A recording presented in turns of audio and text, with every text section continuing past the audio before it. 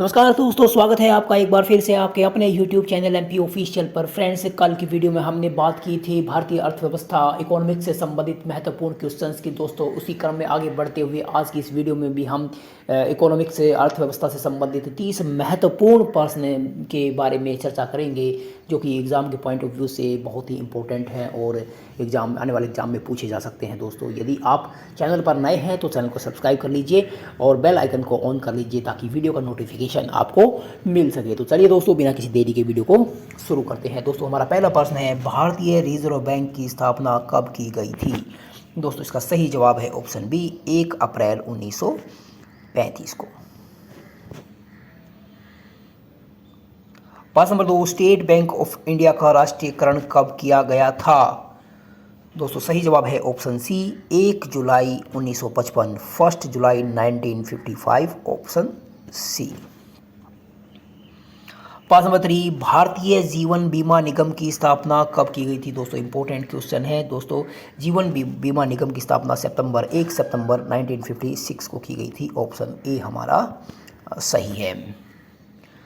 प्रश्न number 4, currency press note press कहाँ पर अवस्थित है? दोस्तों, सही जवाब है ऑप्शन ए, नासिक।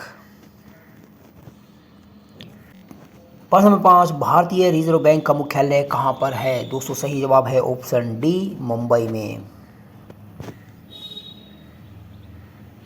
प्रश्न नंबर 6, निम्न में से कौन सी संस्था शेयर बाजार पर नियंत्रण रखती है? दोस्तों, सही जवाब है ऑप्शन बी, सेबी।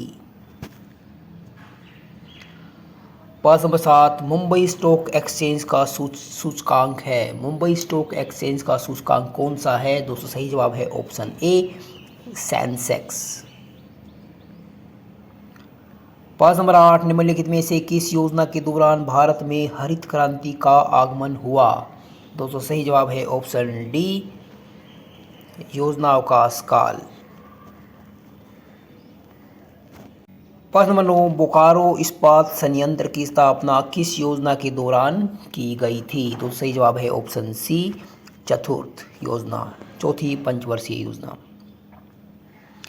प्रश्न नंबर 10, 10वीं पंचवर्षीय योजना की अवधि क्या है? तो सही जवाब है ऑप्शन बी, अप्रैल 2002 से 31 मार्च 2007 तक हमारी 10वीं पंचवर्षीय योजना लागू रही। प्रश्न नंबर 11, गरीबी हटाओ का नारा सर्वप्रथम किस पंचवर्षीय योजना के दौरान दिया गया? तो सही जवाब है ऑप्शन बी, चौथी पंचवर्षीय योजना में गरीबी हटाने को, गरीबी उन्मूलन पर कार्य किया गया। प्रश्न नंबर 12, आत्मनिर्भरता की प्राप्ति को सर्वप्रथम किस योजना का मुख्य उद्देश्य निर्धारित किया गया? दोस्तों, सही जवाब है ऑप्शन ए, चौथी पंचवर्षीय। तो चौथी पंचवर्षीय बहुत ही महत्वपूर्ण पंचवर्षीय योजना रही, जिसमें काफ़ी कुछ क्षेत्रों में प्रगति के लिए कार्य किया गया।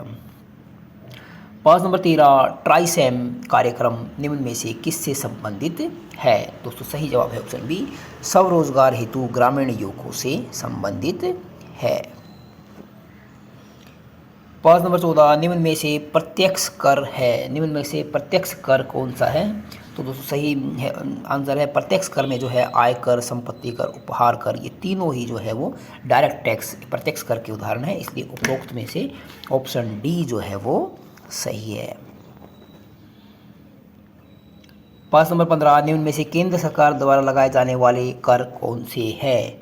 दोस्तों, सही जवाब है ऑप्शन डी, सीमा शुल्क, निगम कर, आयकर, ये तीनों ही केंद्र सरकार द्वारा लगाए जाते हैं, ऑप्शन डी हमारा सही है। दोस्तों, सीमा शुल्क, निगम कर, आयकर तीनों ही केंद्र सरकार द्वारा लगाए जाते हैं। अगला प्रश्न, बिक्री कर कौन लगाता है? दोस्तों, सेल टैक्स, सेल टैक्स कौन लगाता है? तो दोस्तों, सेल टैक्स जो है वो राज्य सरकार के अधिकार क्षेत्र के अंदर आता है, राज्य सरकार लगाती है, ऑप्शन बी हमारा राइट आंसर है। अगला प्रश्न देखते हैं, निम्न में से अप्रत्यक्ष कर कौन से हैं? इनडायरेक्ट टैक्स कौन से होते हैं? तो दोस्तों, इसका सही जवाब है उपरोक्त सभी, उत्पादन शुल्क, सीमा शुल्क, तटकर इत्यादि जितने भी कर होते हैं ये अप्रत्यक्ष कर होते हैं, इनडायरेक्ट टैक्स होते हैं, इसलिए आंसर जो है डी जो है वो हमारा सही है। प्रश्न 18, निम्न में से राज्य सरकार द्वारा लगाए जाने वाले कर कौन से हैं? दोस्तों, राज्य सरकार द्वारा भू राजस्व पर, मनोरंजन पर, पथ कर, ये सारे कर जो राज्य सरकार द्वारा लगाए जाते हैं, इसलिए ऑप्शन डी हमारा सही है। अगला प्रश्न देखते हैं, भारत में वैट कब लागू, वैल्यू एडेड टैक्स, वैट कब लागू किया गया था? वैट मतलब वैल्यू एडेड टैक्स। तो दोस्तों इसका सही जवाब है ऑप्शन सी, 1 अप्रैल 2005 को जो है वैल्यू एडेड टैक्स की शुरुआत की गई थी। प्रश्न नंबर 20, निम्न में से किस समिति की संस्तुति पर भारत में वैट लागू किया गया था?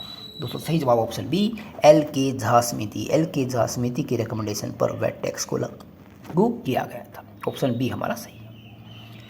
प्रश्न नंबर 21, निम्नलिखित में से प्रत्यक्ष कर कौन से हैं? दोस्तों प्रत्यक्ष कर का सही ऑप्शन है निगम कर, जो है वो प्रत्यक्ष कर है, ऑप्शन ए। प्रश्न नंबर 22, 12वें वित्त आयोग के अध्यक्ष कौन थे? तो सही जवाब है ऑप्शन सी रंगराजन। प्रश्न नंबर 23, भारतीयों द्वारा समिति देयताओं का संचालित पहला बैंक था। प्रश्न दोबारा सुनिए, भारतीयों द्वारा सीमित देयताओं वाला संचालित पहला बैंक कौन सा था? दोस्तों सही जवाब है option A, Awadh commercial bank, सबसे पहला बैंक।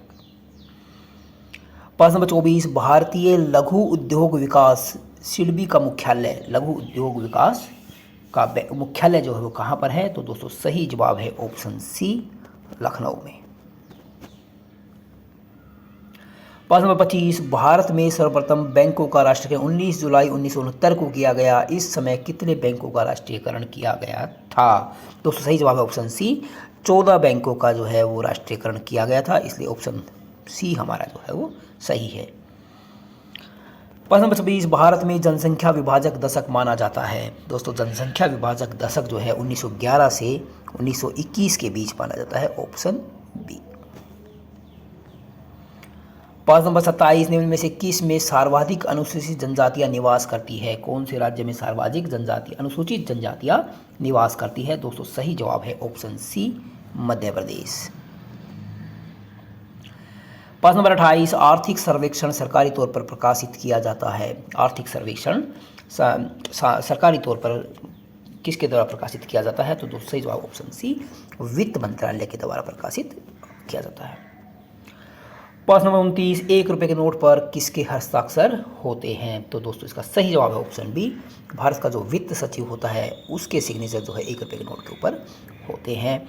और हमारा 30वां व अंतिम प्रश्न, भारत की पंचवर्षीय योजनाओं का अंतिम रूप से अनुमोदन कौन करता है? तो दोस्तों पंचवर्षीय योजनाओं का अंतिम रूप से अनुमोदन राष्ट्रीय विकास परिषद के द्वारा किया जाता है, ऑप्शन सी।